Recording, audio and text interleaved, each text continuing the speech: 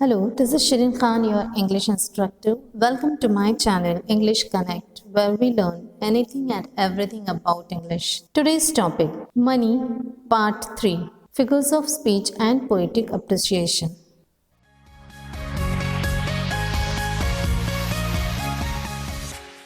In this video, we will see the figures of speech used in this poem. A detailed explanation of all the figures of speech has been covered in separate 3 videos. The link will be given in the description box, so you can go and watch those videos for better understanding. Let's start. When I had money, money, oh. Now this is exclamation because exclamation mark has been used, and at the same time it is also repetition. The word money, money is being repeated. For many a false man as a friend.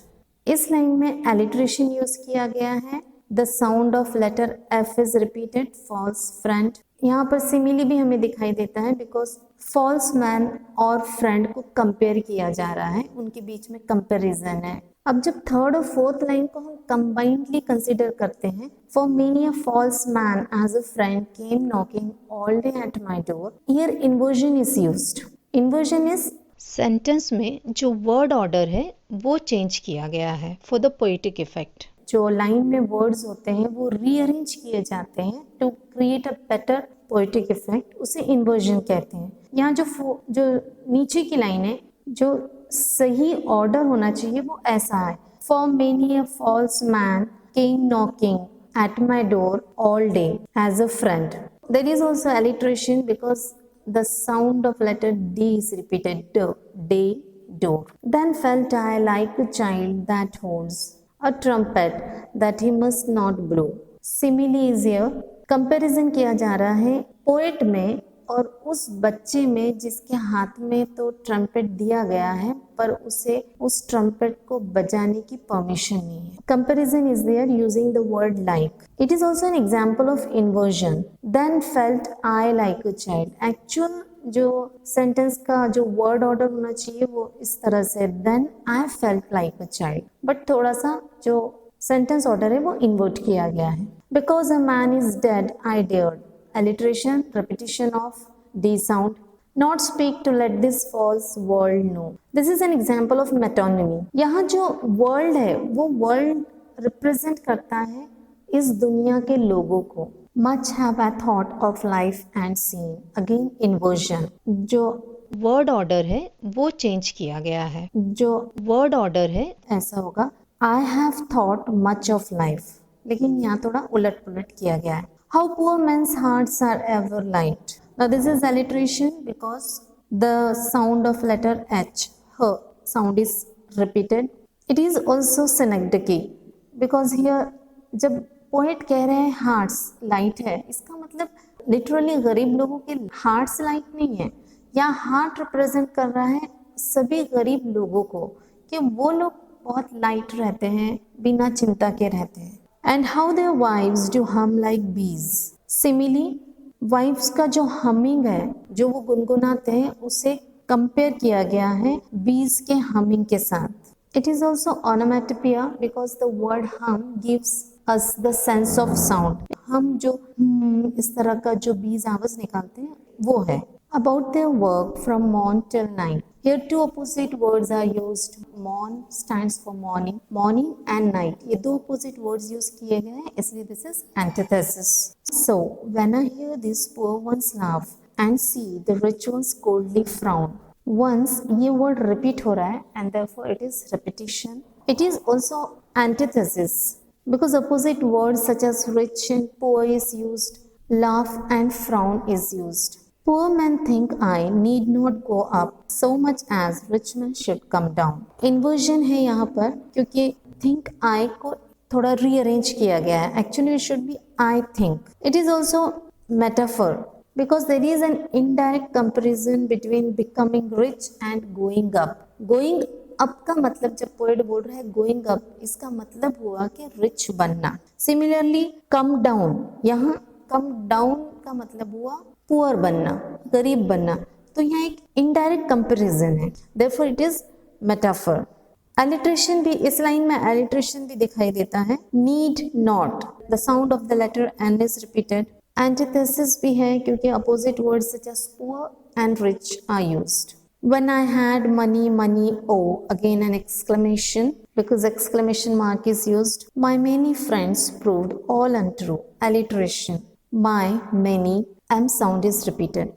But now I have no money, oh. Alliteration, the sound of letter N is repeated. But now I have no money, oh is also an exclamation. My friends are real, though very few. Friends, few. F sound is repeated, so alliteration. So if you go through the poem, you will see कि सबसे ज़्यादा अगर use हुआ है तो वो है inversion का. Poet has used inversion mostly. Note down all the figures of speech in the textbook itself. Lines के आगे short में figures of speech के नाम लिख लो so that when you go through the poem you can at the same time see the figures of speech as well, and that will help you save your time. A5. Write an appreciation of the poem. Refer to the earlier poems for the points to be covered for appreciation.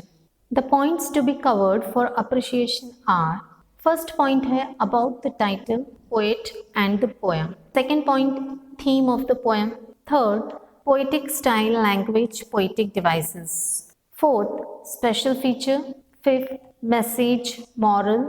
And sixth, your opinion. अब इन points में हमें क्या लिखना है, कैसे लिखना है, this is all explained in detail in the video how to write appreciation of any poem. The link will be given in the description box so you can watch that poem. Now first point about the title, poet and the poem. The title of the given poem, Money, suggests that the content of the poem is related to money. The poet, W.H. Davis, lived a wandering life. The first volume of his poetry is The Soul's Destroyer and Other Poems. Poem के title को देखकर हमें ये पता चल जाता है कि पोएम में मनी के बारे में बात होने वाली है, कुछ ऐसा है जो मनी से रिलेटेड है. इस पोएम के पोएट W.H. डेविस हैं जिन्होंने अपनी एक लाइफ का एक बहुत बड़ा हिस्सा घूमते हुए बिताया. It is a narrative poem. The poem talks about a rich man who wants to be poor in order to find real happiness. ये पोयम एक ऐसे रईस आदमी के बारे में बात करती है जो चाहता है कि वो गरीब हो जाए ताकि उसे सच्ची खुशी का अनुभव हो, वो एक सच्ची खुशी एक्सपीरियंस कर पाए. Second point, theme of the poem. The theme of the poem is that money cannot give you eternal happiness. The poem narrates the experiences of the narrator. Poem की थीम ये है कि पैसा हमें बहुत सारी चीजें दे सकता है बट हमेशा की जो खुशी होती है वो पैसा नहीं दे सकता. और यहाँ पर पोएम में जो स्पीकर है वो अपने एक्सपीरियंसेस बता रहा है कि पैसे के होने से और ना होने से क्या होता है. A rich man is surrounded by many false friends, whereas a poor man has few but true friends. एक रिच इंसान के पास बहुत सारे फ्रेंड्स होते हैं बट उनमें से ज़्यादातर फ्रेंड्स झूठे फ्रेंड्स होते हैं. वो फ्रेंड्स इसलिए बनते हैं ताकि वो उसके पैसे का फ़ायदा उठा सके, जबकि एक पुअर इंसान के पास बहुत कम फ्रेंड्स होते हैं बट वो उसके सच्चे फ्रेंड्स होते हैं. वो दोस्ती अपने फ़ायदे के लिए नहीं करते हैं. Poor men are happy and satisfied even with their limited means. So money is not essential to be happy. जो गरीब लोग होते हैं वो खुश होते हैं भले उनके पास बहुत लिमिटेड चीज़ें हैं, उनके पास ऐशो आराम नहीं है रईसों की तरह, पर फिर भी वो सेटिस्फाइड है. इसलिए हम ये नहीं कह सकते कि पैसा खुश रहने के लिए ज़रूरी होता है. Third, poetic style, language, poetic devices. The poem consists of 5 stanzas with 4 lines in each stanza. It is written in narrative form where the poet narrates his own experience. Poem में 5 स्टांजाज है और हर stanza में 4 lines हैं. Poem एक narrative form में लिखी गई है. The rhyme scheme of first 4 stanza is ABCB, whereas that of last stanza is ABAB. पहले की जो 4 स्टांजाज हैं उसमें राइम स्कीम है ABCB और जो लास्ट स्टांजा है वहाँ पर राइम स्कीम थोड़ी चेंज होती है और वहाँ है rhyme scheme ABAB. Words used in the poem are very common. That makes the poem very simple.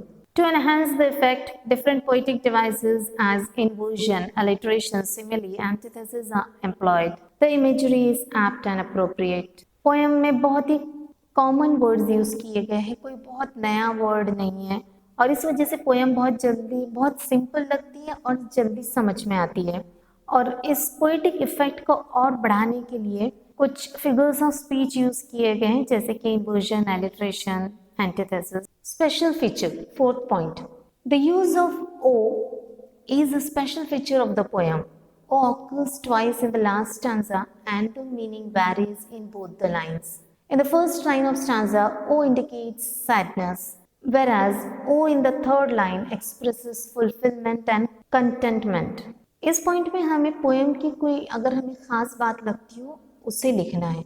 तो if you observe the poem, जो लास्ट का स्टांजा है उसमें पहली लाइन और तीसरी लाइन दोनों लाइन्स में लास्ट में O with exclamation mark use किया गया, बट दोनों लाइन्स में ओ का मीनिंग अलग अलग है।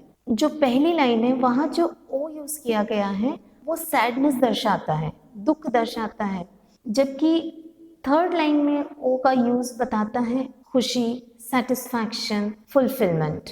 फिफ्थ, मैसेज मॉरल, पोएम हमें क्या मैसेज देती है, ये हमें क्या सिखाती है। The poem brings out the limitation of money. Luxuries can be bought by money, but it cannot buy happiness, true friends, and satisfaction. The poem also teaches us that self-satisfaction is key to real happiness. इस poem के through poet ने बताया है कि money जो है उसकी अपनी लिमिटेशंस होती है। मनी बहुत सी चीज़ें तो हमारे लिए खरीद सकता है, लेकिन कई ऐसी चीज़ें हैं जो हम पैसे से नहीं खरीद सकते, जैसे कि खुशी, सच्चे फ्रेंड्स, ये पैसे से नहीं खरीदे जा सकते। पोएम हमें ये भी दिखाती है कि खुश रहने के लिए अगर सबसे ज़रूरी कोई चीज़ है तो वो है सेल्फ सेटिस्फैक्शन, क्योंकि यहाँ एग्जाम्पल दिए हैं पोएट ने कि गरीब लोगों के पास कुछ ज़्यादा ना होते हुए भी वो लोग खुश हैं, जबकि रिच के पास सब कुछ होते हुए भी वो फ्राउन करते हैं, गुस्सा करते हैं, दुखी रहते हैं। सिक्स्थ पॉइंट, योर ओपिनियन, यहाँ हमें पोएम के बारे में अपनी राय देनी है। I like the poem as it is an eye opener for those who chase money. Relationships and joy in simple things of life is truly valuable. The simplicity of the poem impresses me. हमें यहाँ लिखना है कि हमें ये poem क्यों अच्छी लगी। ये पोएम इसलिए अच्छी लगती है क्योंकि कहीं ना कहीं ये उन लोगों की आंखें खोलने वाली है जो लोग पैसे के पीछे भागते हैं, जिनके लिए सब कुछ पैसा है। पोएम से हमें ये सीखने भी मिलता है कि अगर लाइफ में कुछ वैल्यूएबल है तो वो है हमारे रिश्ते, रिलेशनशिप्स और छोटी छोटी चीज़ों में खुशी ढूंढना। At the same time poem की जो सिंपलिसिटी है वो भी मुझे इम्प्रेस करती है, and so I like the poem. So this is all about the poetic appreciation of the poem Money. All the points are explained in a very simple language. बहुत ज़्यादा बढ़ा चढ़ा कर नहीं लिखना है क्योंकि ये poetic appreciation 4 मार्क्स के लिए आता है। So try to cover all the points. एक ही पॉइंट को बहुत लंबा चौड़ा लिखने के बजाय सभी पॉइंट्स को कवर करना ज़रूरी होता है। So I hope you understood figures of speech as well as poetic appreciation. If any doubts or queries, comment in the comment section. Thank you. Keep watching.